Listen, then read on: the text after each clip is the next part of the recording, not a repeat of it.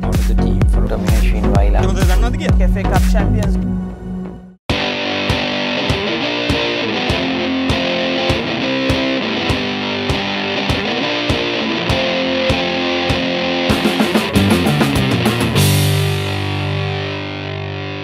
We're halfway through and we're still looking at who's going to be the champions of the Singer Schools League 2018. We have two unbeaten teams so far. Will they remain unbeaten until the title decided? Looking back also at the Bradby, were Trinity able to come back and save face in the second leg? You're on the breakdown, you're on ThePapare.com. Looking back at the weekend's action on ThePapare.com, we had a look back at two very important trophy games and a rescheduled game between Wesley and Dharmaraja, rescheduled from the first round because it couldn't be played in Kandy on the scheduled date, and that match, we're looking forward to that one, and it was 23 points to 15 in favour of Wesley. Wesley would have been a little unhappy with the fact that they conceded 15 points to Dharmaraja, a team that hadn't been able to score many points in the course of this season, but even so, they couldn't manage to get their first point on the board through the in the points table. Dharmaraja 23 points to 15 was how it finished, 18-10 to the Wesleyites, who won the game at half-time. So Wesley coming up through the rankings, and they will be happy with that performance. They scored a few tries, and that's something that they will take well with them into the second round of games. Then we had Isipatana, who took on their traditional rivals Thurston for the 48th time. 46 times Isipatana have won this trophy without any kind of challenge, and they've lost one occasion and drawn on one occasion, and this time also it was one of those big wins for Isipatana. 50 points to 7 was how it finished after they led 31-0 at half-time. So Thurston happy to get on the board in that game, but Isipatana, a very dominant performance from them, and I think they'll be very happy with that, taking that into the second round. They've had a few questions asked of them in the first round. The tough matches are easy over for them, and now they'll be hoping to really come through and make an impact on that points table, the consolidated points table, which we'll talk about in a moment. Then of course we had the Bradby Shield, where Royal took a 32-point lead up into Pallekele. 39 points to 7 was how that one finished at the end of the first leg, and everyone was hoping, all the neutrals especially, and of course the Trinity fans, hoping that Trinity could bring something back to this game, and indeed they did. At one point in that match it was 20 points to 19, and it was the closest most people had got to Royal in this 2018 season, but Royal still showing how professional they are and how mentally strong they are, managed to come back late in that game and score a try to put a little bit of daylight on the scoreboard again and show that it wasn't as close as people would have imagined if it finished 20 points to 19. 27-19 was how that game ended at the end of 70 minutes, and it was the 33rd win for Royal in the 74 times that these teams have met for the Bradby Shield, and it was the third best winning margin after the 83-0 win in 2002, and also the 72-22 win, which was a 50-point margin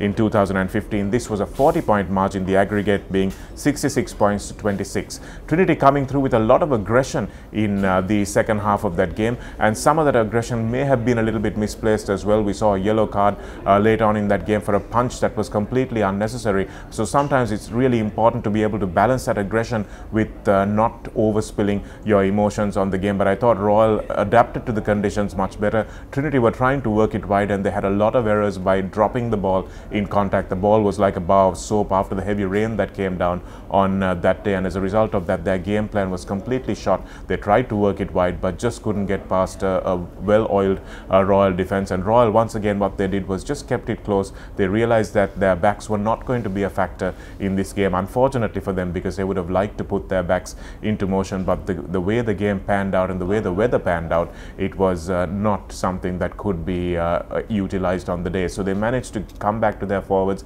and the first try, I thought, was one that really showed where the gulf was between the two teams. Sasitha Siat was expecting to get hammered as he took the ball in on the first pass from Nikhil De Silva's short tap, and he just managed to go through almost untouched. Mohammad Ikram and the rest of the Trinity forwards on the line not really coming up to challenge the ball carrier, and that was a very easy try for Siat. And after that it was just one-way traffic for Royal until Trinity made that late comeback in the second half. But it was just too little too late for Trinity, and 40 points is the gap that they have to take back home with them, lick their wounds and come back perhaps next year. Let's look at the points table and how things look for the league as it stands at the moment. Lots more to look forward to, of course, a whole half of the league coming up. Let's look at the points.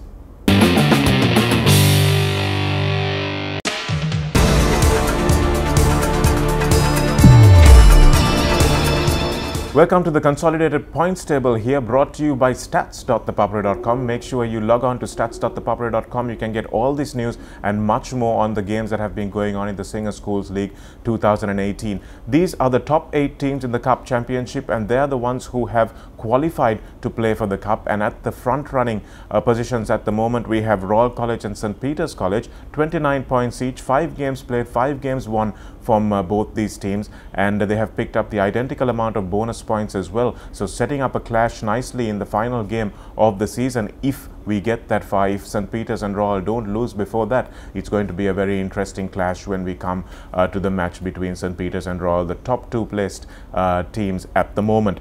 Then we have St. Joseph's and Isipatana, who are also on 1 loss each. Isipatana have 2 more bonus points than St. Joseph's have 2 more bonus points than Isipatana do, so they are on 25 and Isipatana on 23, and probably will be happy with that showing at the moment given the team that they have. Then we have a team that could really upset the apple cart a little bit. Kingswood in 5th place at the moment, but Kingswood will know that they've played their toughest matches so far. They've played some really tough games in Division 1A, and crossing over to Division 2A, I'm sure they will be happy to meet some of those teams, and they may even do a giant killing number on the likes of St. Peter's, maybe even on the likes of Isipatana. That's going to be a very interesting couple of games to watch. In 6th, 7th and 8th places, we have Wesley, Trinity and Zahira, and Wesley have 17 points with 3 wins. They are the only team in the table with 3 wins under their belt at the moment, but they'll be facing some tough matches coming up when they cross over. And then we have Trinity, who are in 7th place with 14 points, and Zahira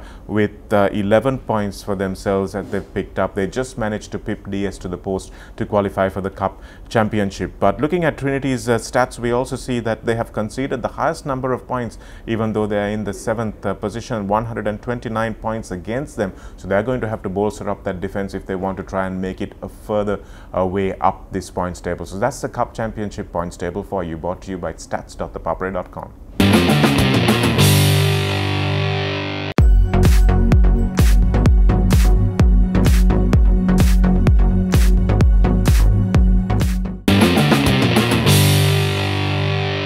Let's look at the fixtures coming up for you on the resumption of the Singer Schools League 2018. Lots of much anticipated games, and probably the most important game of this first weekend is going to be 4 playing 5, where Kingswood College take on Isipatana College. And in the past, we've had 2014, 15 and 16, we've had Isipatana who have been runaway winners in this encounter. Especially in 16, it was 152-5 by the Isipatanians. But currently we had Kingswood who have played 5 and won 3. We have Isipatana who played 5 and won 4. But we can't forget that Kingswood were in the much tougher division in that first round, and Isipatana were in probably what was significantly a weaker division in Division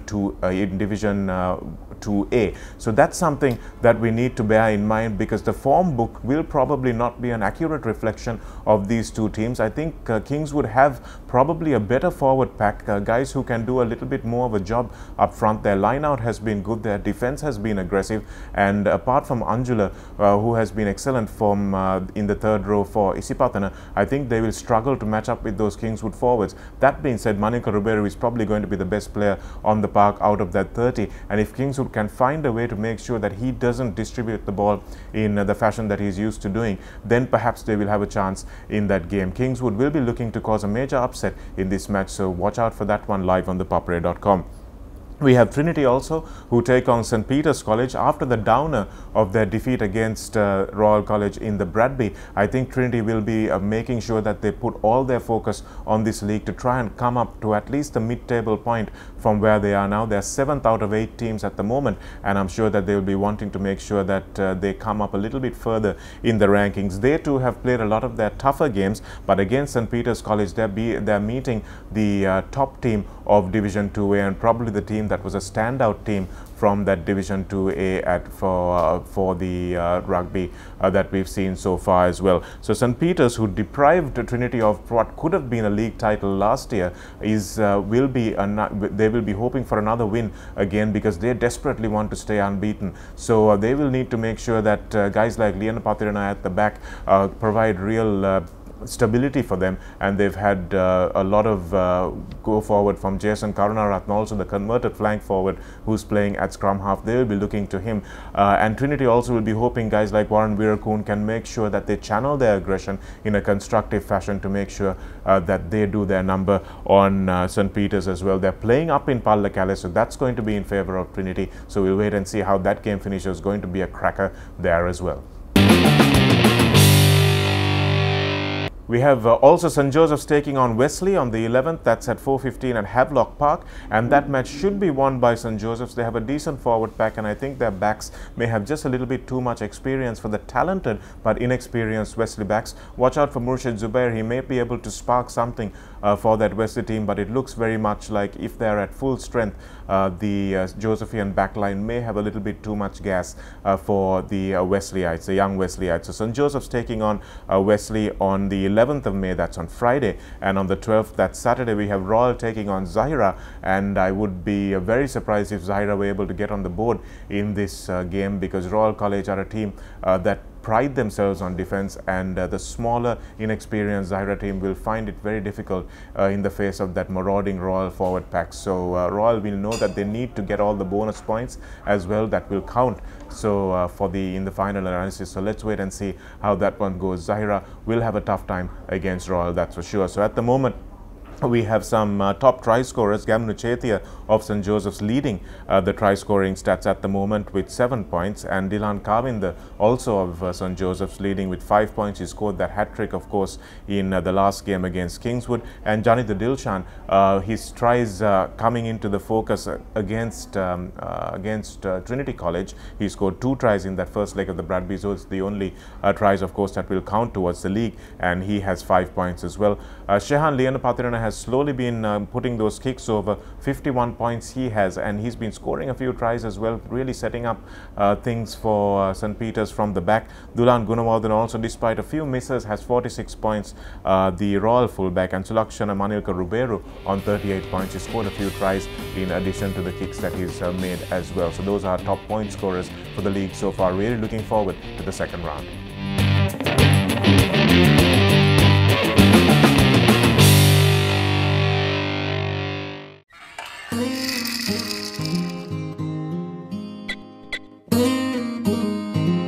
Isn't it time to grow up? Now you can with home loans, education loans and vehicle loans from DFCC Bank. DFCC Bank. Keep growing.